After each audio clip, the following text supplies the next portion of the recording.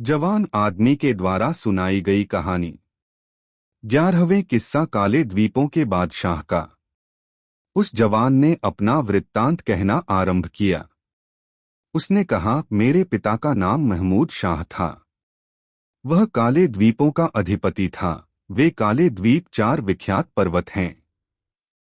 उसकी राजधानी उसी स्थान पर थी जहां वह रंगीन मछलियों वाला तालाब है। मैं आपको ब्यौरेवार सारी कहानी बता रहा हूं जिससे आपको सारा हाल मालूम हो जाएगा। जब मेरा पिता 70 वर्ष का हुआ तो उसका देहांत हो गया और उसकी जगह मैं राजसिंहासन पर बैठा। मैंने अपने चाचा की बेटी के साथ विवाह किया। मैं उसे बहुत चाहता था और वह भी मुझे बहुत चाहती थी। 5 वर्ष तक हम लोग सुखपूर्वक रहे। फिर मुझे आभास हुआ कि उसका मेरे प्रति पहले जैसा प्रेम नहीं है। एक दिन दोपहर के भोजन के पश्चात वह स्नानगृह को गई और मैं अपने शयन कक्ष में लेटा रहा। 2 दासियां जो रानी को पंखा झुला करती थीं, मेरे सिरहाने पैंताने बैठ गईं और मुझे आराम देने के लिए पंखा झुलाने लगीं। वे मुझे सोता जानकर धीमे धीमे बातचीत करने लगीं। मैं सोया नहीं था, किंतु उनकी बातें सुनने के लिए सोने का बहाना करने लगा। एक दासी बोली कि हमारी रानी बड़ी दुष्ट है कि ऐसे सुंदर और सुशील पति को प्यार नहीं करती। दूसरी बोली, तू ठीक कहती है। रात में बादशाह को अकेला सोता छोड़कर रानी न जाने कहाँ जाती हैं और बेचारे बादशाह को कुछ पता नहीं चलता। पहली ने कहा, यह बेचारा जाने भी कैसे। रानी रोज रात को उसके शरबत में कोई नशा मिलाकर उसे दे देती है। यह नशे से बिल्कुल बेहोश हो जाता है और रानी जहाँ चाहती है चली जाती है और प्रातः काल के कुछ पहले आकर इसे होश में लाने की सुगंधी सूंघा देती है। मेरे बुजुर्ग दोस्त, मुझे यह सुनकर इतना दुख हुआ कि उसे वर्णन करना मेरी सामर्थ्य के बाहर है। उस समय मैंने अपने क्रोध को संभालना उचित समझा और कुछ देर में इस तरह अंगड़ाइयां लेता हुआ उठा जैसे सचमुच सो रहा था। कुछ देर में रानी भी स्नान करके वापस आ गई। उस रात को भोजन के उपरांत में शयन करने के लिए लेटा तो रानी हमेशा की तरह मेरे लिए शरबत का प्याला लाई। मैंने प्याला ले लिया और उसकी आंख बचाकर खिड़की से बाहर फेंक दिया और खाली प्याला उसके हाथ में ऐसे दे दिया जैसे कि मैंने पूरा शरबत पी लिया है।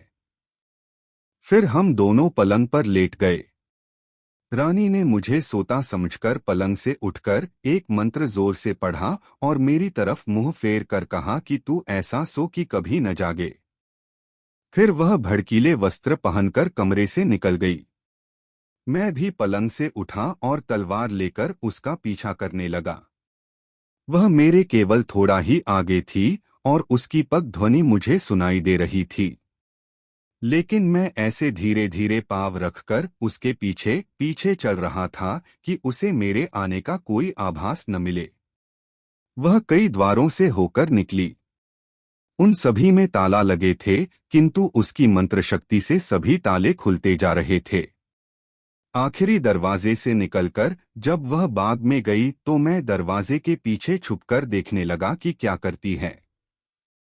वह बाग से आगे बढ़कर एक छोटे से वन के अंदर चली गई जो चारों ओर झाड़ियों से घिरा हुआ था। मैं भी एक अन्य मार्ग से होकर उस वन के अंदर चला गया और इधर-उधर आंखें घुमाकर उसे ढूंढने लगा। कुछ देर में मैंने देखा कि वह एक पुरुष के साथ, जो हबशी गुलाम लग रहा था, हाथ में हाथ दिए टहल रही है और शिकायत कर रही है कि मैं तो तुम्हें प्राणप्रण से प्रेम करती हूँ और रात दिन तुम्हारे ही ध्यान में मग्न रहती हूँ और तुम्हारा यह हाल है कि मुझसे सीधे मुंह बात नहीं करते, हमेशा मुझे बुरा भला कहा करते हो। आखिर तुम क्या चाहते हो? क्या तुम मेरे प्रेम की परीक्षा लेना चाहते हो? तुम मेरी शक्ति जानते हो। मेरे अंदर इतनी शक्ति है कि कहो तो सूर्योदय के पहले ही इन सारे महलों को भूमिगत कर दूं और यह सारा ठाट बाट बिल्कुल वीरान कर दूं और यहाँ भेड़िए और उल्लुओं के अलावा कोई नहीं दिखाई दे और जो पत्थर यहाँ महलों में लगे हैं वह काफ पर्वत पर वापस उड़कर चले जाएं। इतनी शक्ति रखते हुए भी मैं प्रेम के कारण तुम्हारे पैरों पर गिरी रहती हूँ और तुम्हें मेरी परवाह ही नहीं। रानी यह बातें करती हुई अपने हबशी प्रेमी के हाथ में हाथ दिए टहलती आ रही थी। जब वे लोग उस झाड़ी के पास पहुंचे जहां मैं छुपा हुआ था, तो मैंने बाहर निकलकर हबशी की गर्दन पर पूरे जोर से तलवार का वार किया। वह लड़खड़ा कर गिर गया। मैंने समझा कि वह मर गया और मैं अंधेरे में वहां से खिसक गया। मैंने रानी को छोड़ दिया क्योंकि वह मुझे प्यारी भी थी और मेरे चाचा की बेटी भी। रानी अपने प्रेमी को गिरता देखकर विह्वल हो गई। उसने मंत्र बल से अपने प्रेमी को स्वस्थ करना चाहा, किंतु वह केवल उसे मरने से बचा सकी। उस हबशी की हालत ऐसी हो गई थी कि उसे न जीवित कहा जा सकता था न मृत। मैं धीरे धीरे महल को लौटा। लौटते समय भी मैंने सुना कि रानी अपने प्रेमी के घायल होने पर करुण क्रंदन कर रही है। मैं उसे उसी तरह रोता पीटता छोड़कर अपने शयन कक्ष में आया और पलंग पर लेटा और सो गया। प्रातःकाल जागने पर मैंने रानी को फिर अपनी बगल में सोता पाया। यह स्पष्ट था कि वह वास्तव में सो नहीं रही थी, केवल सोने का बहाना कर रही थी। मैं उसे यूं ही छोड़कर उठ खड़ा हुआ। मैं अपने नित्य कर्मों को पूरा करके राजसी वस्त्र पहनकर अपने दरबार को चला गया। जब दिन भर राजकाज निपटाने के बाद मैं अपने महल में आया कि रानी ने शोक संताप सूचक काले वस्त्र पहन रखे हैं और बाल बिखराए हुए हैं और उन्हें नोच रही है। मैंने उससे पूछा कि यह तुम कैसा व्यवहार कर रही हो, यह संताप प्रदर्शन किस कारण है? वह बोली, बादशाह सलामत, मुझे क्षमा करें, मैंने आज 3 शोक समाचार पाए हैं, इसीलिए काले कपड़े पहन मातम कर रही हूँ। मैंने पूछा कि वे कौन से समाचार हैं? तो उसने बताया कि मेरी माता का देहांत हो गया, मेरे पिताजी एक युद्ध में मारे गए और मेरा भाई ऊंचाई से गिरकर मर गया। मैंने कहा, समाचार बुरे हैं, लेकिन तुम्हारे इस प्रकार मातम करने के लायक नहीं हैं। फिर भी वे तुम्हारे संबंधी थे और तुम्हें उनकी मृत्यु का शोक होना ही चाहिए। इसके बाद वह अपने कमरे में चली गई और मुझसे अलग होकर उसी प्रकार रोती पीटती रही। मैं उसके दुख का कारण जानता था, इसलिए मैंने उसे समझाने बुझाने की चेष्टा भी न की। 1 वर्ष तक यही हाल रहा। फिर उसने कहा कि मुझसे दुख नहीं संभलता, मैं एक मकबरा बनवाकर उसमें रात दिन रहना चाहती हूँ। मैंने उसे ऐसा करने की भी अनुमति दे दी।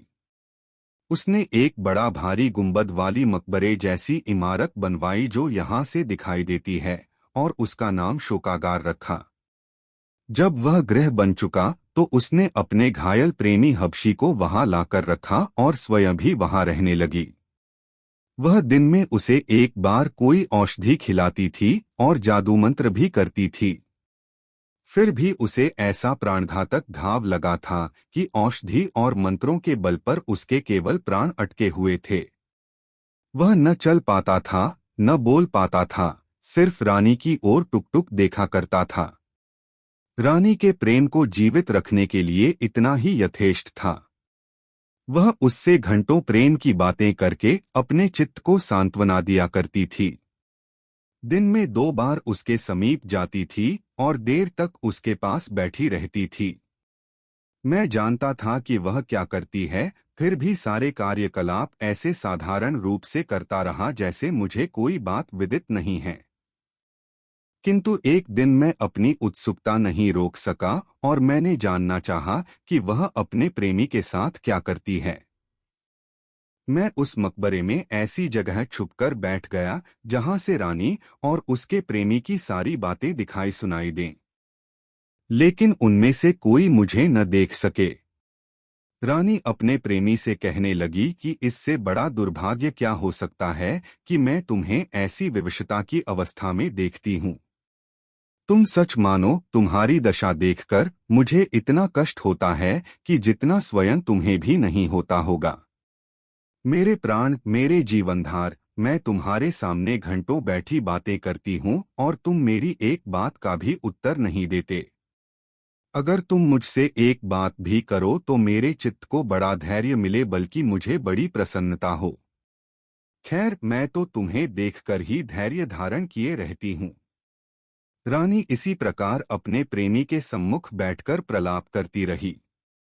मुझ मूर्ख से अपने रानी की यह दशा न देखी गई और उसका प्रेम मेरे हृदय में फिर उमड़ आया। मैं चुपचाप अपने महल में आ गया। कुछ देर में वह किसी काम से महल में आई तो मैंने कहा कि अब तुमने अपने सगे संबंधियों के प्रति बहुत शोक व्यक्त कर लिया, अब साधारण रूप से रानी जैसा जीवन बिताओ। वह रोकर कहने लगी कि बादशाह सलामत मुझसे यह करने के लिए न कहें। मैं उसे जितना समझाता बुझाता था उतना ही उसका रोना पीटना बढ़ता जाता था, और मैंने उसे उसके हाल पर छोड़ दिया। वह इसी अवस्था में 2 वर्ष और रही। मैं एक बार फिर शोकागार में गया कि रानी और हबशी का हाल देखूं। मैं फिर छुपकर बैठ गया और सुनने लगा। रानी कह रही थी कि प्यारे, अब तो 2 वर्ष बीत गए हैं और तीसरा वर्ष लग गया है, तुमने मुझसे एक बात भी नहीं की। मेरे रोने चिल्लाने और विलाप करने का तुम्हारे हृदय पर कोई प्रभाव नहीं होता। जान पड़ता है कि तुम मुझे बात करने के योग्य नहीं समझते, इसीलिए तुम अब मुझे देखकर आंखें भी बंद कर लेते हो। मेरे प्राणप्रिय, एक बार आंखें खोलकर मुझे देखो तो मैं तुम्हारे प्रेम में कितनी विह्वल हो रही हूँ। रानी की यह बातें सुनकर मेरे तन बदन में आग लग गई। मैं उस मकबरे से बाहर निकल आया और गुंबद की तरफ मुंह करके कहा, ओ गुंबद, तू इस स्त्री और उसके प्रेमी को, जो मनुष्य रूपी राक्षस है, निगल क्यों नहीं जाता। मेरी आवाज सुनकर मेरी रानी, जो अपने हबशी प्रेमी के पास बैठी थी, क्रोधांध होकर निकल आई और मेरे समीप आकर बोली, अभागे दुष्ट, तेरे कारण ही मुझे वर्षों से शोक ने जकड़ रखा है। तेरे ही कारण मेरे प्रिय की ऐसी दयनीय दशा हो गई है और वह इतनी लंबी अवधि से घायल पड़ा है। मैंने कहा, हाँ, मैंने ही इस कुकर्मी राक्षस को मारा है। यह इसी योग्य था और तू भी इस योग्य नहीं कि जीवित रहे, क्योंकि तूने मेरी सारी इज्जत मिट्टी में मिला दी है। यह कहकर मैंने तलवार खींच ली और चाहा कि रानी की हत्या कर दूं, किंतु उसने कुछ ऐसा जादू किया कि मेरा हाथ उठ ही न सका। फिर उसने धीरे धीरे कोई मंत्र पढ़ना आरंभ किया, जिसे मैं बिल्कुल न समझ पाया। मंत्र पढ़ने के बाद वह बोली, अब मेरे मंत्र की शक्ति देख। मैं आज्ञा देती हूँ कि तू कमर से ऊपर जीवित मनुष्य रह और कमर से नीचे पत्थर बन जा। उसके यह कहते ही मैं वैसा ही बन गया जैसा उसने कहा था, अर्थात मैं न जीवित लोगों में रहा न मृतकों में।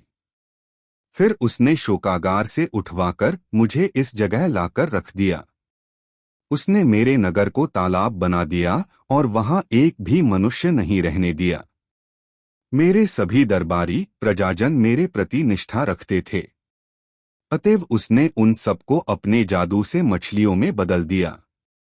इनमें जो सफेद रंग की मछलियां हैं वे मुसलमान हैं, लाल रंग वाली अग्निपूजक, काली मछलियां ईसाई और पीले रंग वाली यहूदी हैं।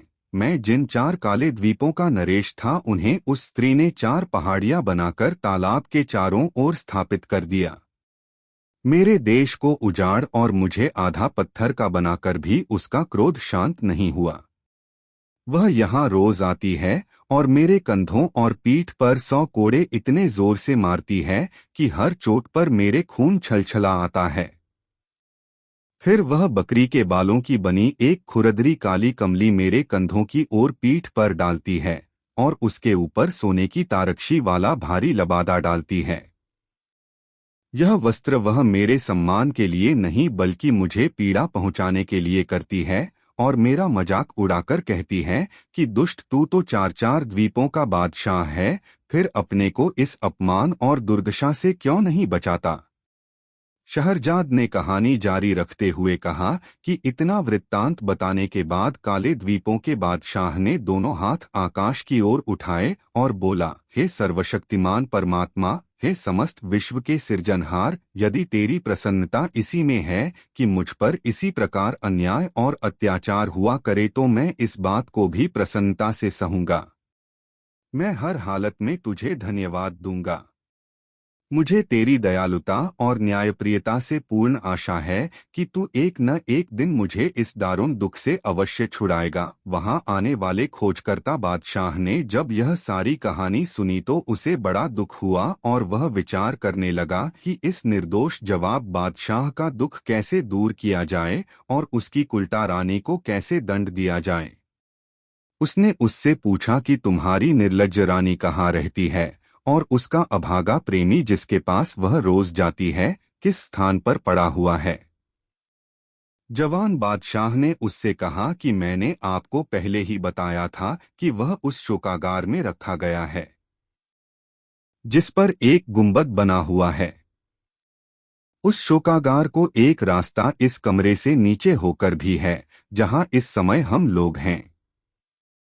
वह जादूगरनी कहाँ रहती है यह बात मुझे ज्ञात नहीं है, किंतु प्रति दिवस प्रातःकाल वह मेरे पास मुझे दंड देने के लिए आती है और मेरी मारपीट करने के बाद फिर अपने प्रेमी के पास जाकर उसे कोई अरक पिलाती है जिससे वह जीवित बना रहता है।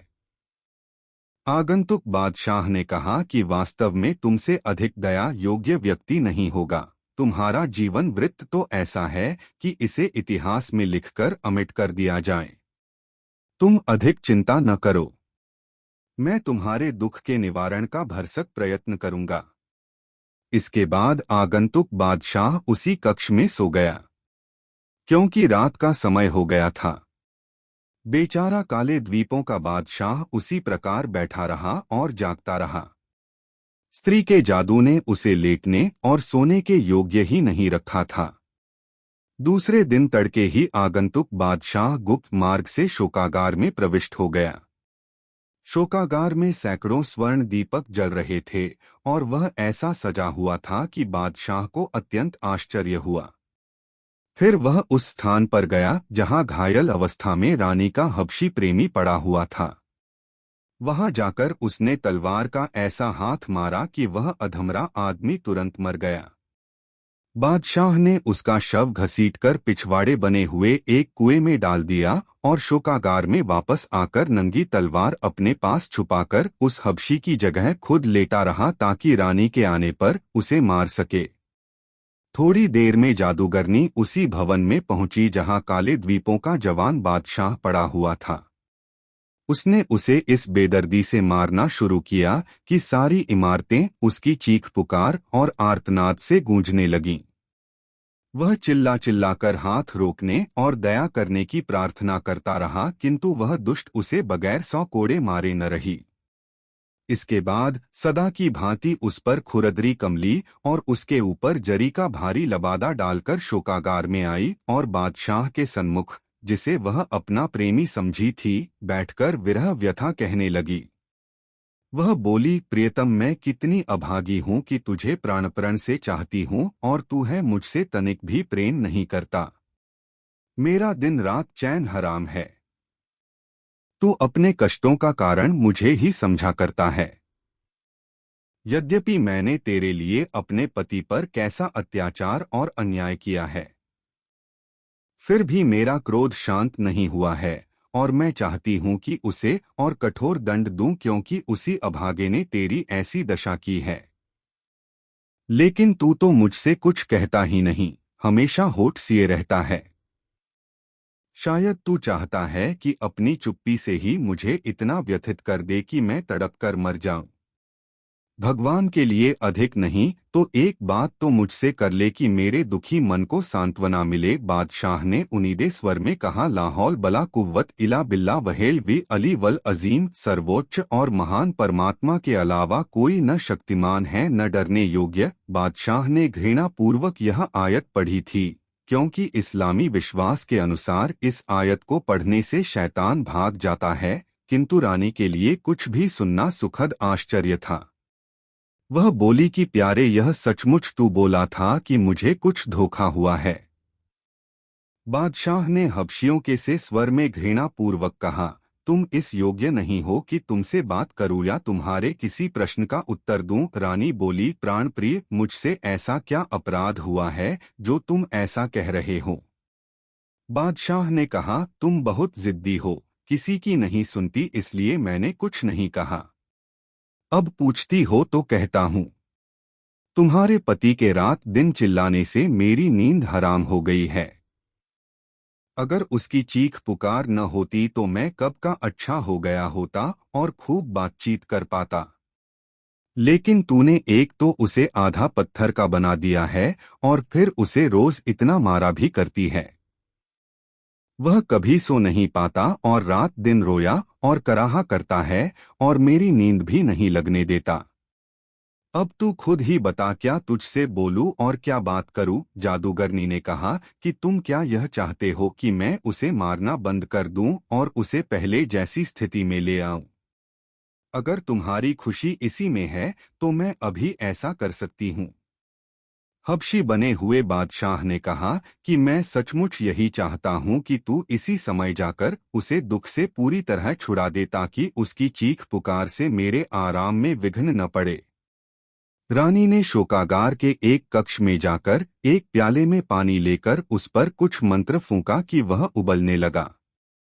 फिर वह उस कक्ष में गई जहां उसका पति था और उस पर वह पानी छिड़ककर बोली, यदि परमेश्वर तुझसे अत्यंत अप्रसन्न है और उसने तुझे ऐसा ही पैदा किया है तो इसी सूरत में रह, किंतु यदि तेरा स्वाभाविक रूप यह नहीं है तो मेरे जादू से अपना पूर्व रूप प्राप्त कर ले। रानी के यह कहते ही वह बादशाह अपने असली रूप में आ गया और प्रसन्न होकर उठ खड़ा हुआ। रानी ने कहा कि तू खैरियत चाहता है तो फौरन यहाँ से भाग जा, फिर कभी यहाँ आया तो जान से मार दूंगी। वह बेचारा चुपचाप निकल गया और एक और इमारत में छुपकर देखने लगा कि क्या होता है। रानी वहां से फिर शोकागार में आई और हबशी बने हुए बादशाह से बोली कि जो तुम चाहते थे वह मैंने कर दिया, अब तुम उठ बैठो जिससे मुझे चैन मिले। बादशाह हबशियों जैसे स्वर में बोला, तुमने जो कुछ किया है उससे मुझे आराम तो मिला है लेकिन पूरा आराम नहीं। तुम्हारा अत्याचार अभी पूरी तरह से दूर नहीं हुआ है और मेरा चैन अभी पूरा नहीं लौटा है। तुमने सारे नगर को उजाड़ रखा है और उसके निवासियों को मछली बना दिया है। हर रोज आधी रात को सारी मछलियां पानी से सिर निकाल निकाल कर हम दोनों को कोसा करती हैं, इसी कारण मैं निरोग नहीं हो पाता।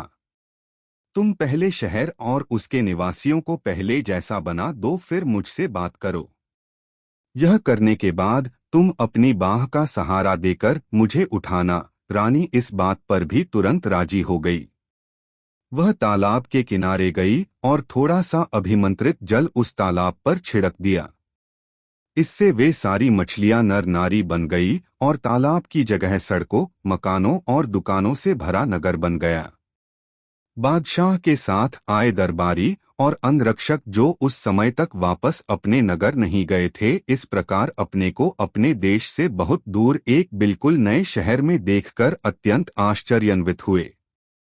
सब कुछ पहले जैसा बनाकर वह जादूगरनी फिर शोकागार में गई और हंसी खुशी से चहकते हुए कहने लगी कि प्यारे, तुम्हारी इच्छानुसार मैंने सब कुछ पहले जैसा ही कर दिया है ताकि तुम पूर्णतः स्वस्थ और निरोग हो जाओ। अब तुम उठो और मेरे हाथ में हाथ देकर चलो। बादशाह ने हबशियों के स्वर में कहा कि मेरे पास आओ। वह पास गई। बादशाह बोला और पास आओ। वह उसके बिल्कुल पास आ गई। बादशाह ने उछलकर जादूगरनी की बाहें जकड़ ली और उसे एक क्षण भी संभलने के लिए न दिया और उस पर इतने जोर से तलवार चलाई कि उसके दो टुकड़े हो गए। बादशाह ने उसकी लाश भी उसी कुएं में डाल दी जिसमें हबशी की लाश फेंकी थी। फिर बाहर निकलकर काले द्वीपों के बादशाह को खोजने लगा। वह भी पास के एक भवन में छुपा हुआ उसकी प्रतीक्षा कर रहा था। आगंतुक बादशाह ने उससे कहा, अब किसी का डर न करो, मैंने रानी को ठिकाने लगा दिया है। काले द्वीपों के बादशाह ने सविनय उसका आभार प्रकट किया और पूछा, अब आपका इरादा क्या अपने नगर को जाने का है? उसने जवाब दिया कि नगर ही जाऊंगा, लेकिन तुम अभी हमारे साथ चलो, हमारे महल में कुछ दिन भोजन और आराम करो, फिर अपने काले द्वीपों को चले जाना। जवान बादशाह ने कहा, क्या आप अपने नगर को यहाँ से निकट समझे हुए हैं? उसने कहा, इसमें क्या संदेह है।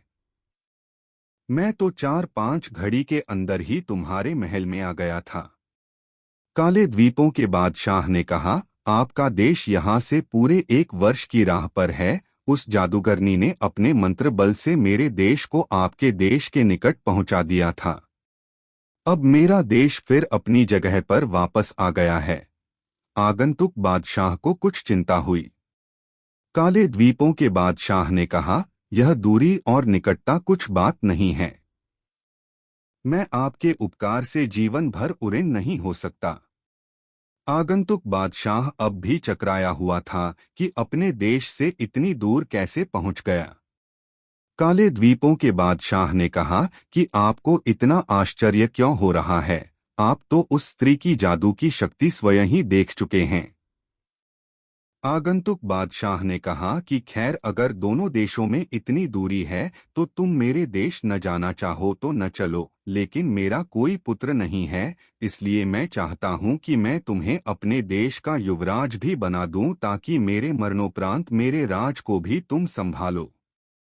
काले द्वीपों के बादशाह ने यह स्वीकार कर लिया और 3 सप्ताह की तैयारी के बाद सेना और कोष का प्रबंध करके आगंतुक बादशाह के साथ उसकी राजधानी के लिए उसके साथ रवाना हुआ। उसने 100 ऊँटों पर भेंट की बहुमूल्य वस्तुएं लदवाई और अपने 50 विश्वस्त सामंतों और भेंट का सामान लेकर वह आगंतुक बादशाह के साथ उसकी राजधानी की ओर रवाना हुआ। जब उस बादशाह की राजधानी कुछ दिन की राह पर रह गई तो हरकारी भेज दिए गए कि बादशाह के पुनरागमन का निवास उसके भृत्यों और नगर निवासियों को दे दें। जब वह अपने नगर के निकट पहुंचा तो उसके सारे सरदार और दरबारी उसके स्वागत को नगर के बाहर आए और बादशाह की वापसी पर भगवान को धन्यवाद देने के बाद बताया कि राज्य में सब कुशल है। नगर में पहुंचने पर बादशाह का नगर निवासियों ने हार्दिक स्वागत किया। बादशाह ने पूरा हाल कहकर काले द्वीपों के बादशाह को अपना युवराज बनाने की घोषणा की और 2 दिन बाद उसे समारोह पूर्वक युवराज बना दिया और सामंतों दरबारियों ने युवराज को भेंट दी। कुछ दिन बाद बादशाह और युवराज ने मछुआरे को बुलाकर उसे अपार धन दिया क्योंकि उसी के कारण युवराज का कष्ट कटा था।